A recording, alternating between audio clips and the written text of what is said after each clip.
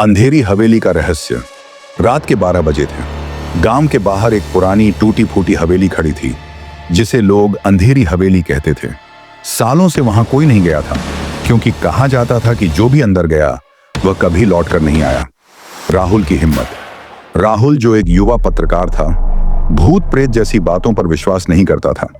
उसने तय किया कि वह इस हवेली के रहस्य को उजागर करेगा। कैमरा और टॉर्च लेकर वह हवेली के अंदर चला गया। हवेली के अंदर घुप अंधेरा था। हवा में अजीब सी गंध थी, जैसे कोई चीज सड़ रही हो।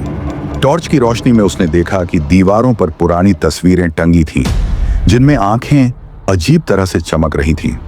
डरावने संकेत। अचानक राहुल को पीछे से किसी के चलने की आवाज आई। उसने मुड़कर देखा, लेकिन वहां कोई नहीं था। तभी एक दरवाजा अपने आप खुल गया और एक ठंडी हवा का झोंका आया। राहुल ने हिम्मत जुटाकर उस कमरे में कदम रखा। कमरे के बीचों बीच एक पुरानी कुर्सी थी, जिस पर धूल जमी थी। अचानक कुर्सी अपने आप हिलने लगी। राहुल के रोंगटे खड़े हो गए। उसने कैमरा ऑन किया और रिकॉर्डिंग शुरू कर दी। भूत का सामना। अचानक उसे महसूस हुआ कि कोई उसके पीछे खड़ा है। जैसे ही उसने कैमरा घुमाया, एक सफेद परछाई उसकी ओर बढ़ती दिखी। उसके कानों में किसी की फुसफुसाहट गूंजने लगी। तुम यहाँ क्यों आए हो? राहुल के पैर जैसे जम गए।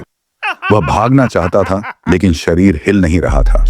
तभी टॉर्च की रोशनी में उसने देखा, एक औरत सफेद साड़ी में खड़ी थी, लेकिन उसके चेहरे पर आंखें नहीं थीं। सच सामने आया। राहुल को अचानक याद आया कि उसने इस हवेली के बारे में पुरानी किताबों में पढ़ा था।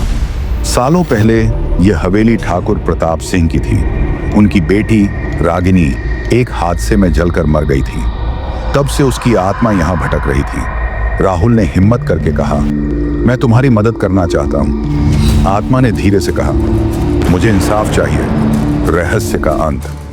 राहुल ने गांव के बुजुर्गों से बात की और पता चला कि रागिनी की मौत एक हादसा नहीं थी, बल्कि उसे उसके सौतेले चाचा ने मार डाला था। जब यह सच सामने आया तो हवेली की दीवारें अचानक हिलने लगीं और एक भयानक चीख गूंजी। राहुल ने उस कातिल के खिलाफ रिपोर्ट छापी। जैसे ही इंसाफ मिला, हवेली से अजीब घटनाएं बंद हो गईं।